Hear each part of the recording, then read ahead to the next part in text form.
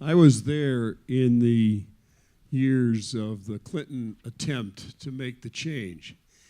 And when Franklin Delano Roosevelt came in 1932, he had everything in the world going against him. It took him until 1935 to pass the Social Security Act.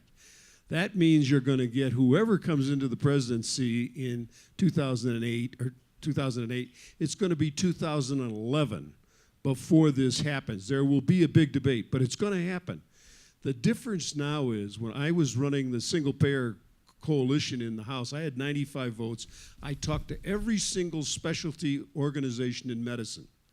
And the only ones who would move on a universal plan were the surgeons.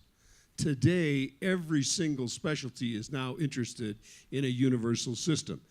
The business community, there was only one company who would talk to me. That was the guy from Chrysler, who said, we spend more on Blue Cross Blue Shield in Michigan than we do on steel. We want a universal system because we can make them across the river in Canada cheaper than we can make them here in the United States. So now you have the whole business community wanting to offload this onto a universal system. They don't really care what it is. And I listened carefully to all of you, and I'm going to give you a big idea. When I went to medical school at the University of Illinois and graduated in 1963, I got out $500 in debt. I left the state of Illinois. I never gave them back one damn dime for the investment that they had made in me as a medical student. I went out to Seattle and spent my life. If you want to change what's happening in medicine today, make every state medical school free and require of every student that they spend 4 years in that state doing underserved areas of the state. You will change how healthcare is delivered across the state, number one.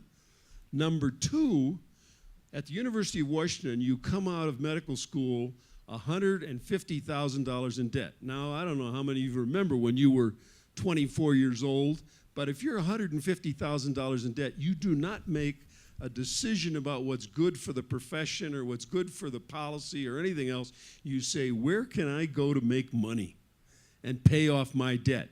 So you go into the profession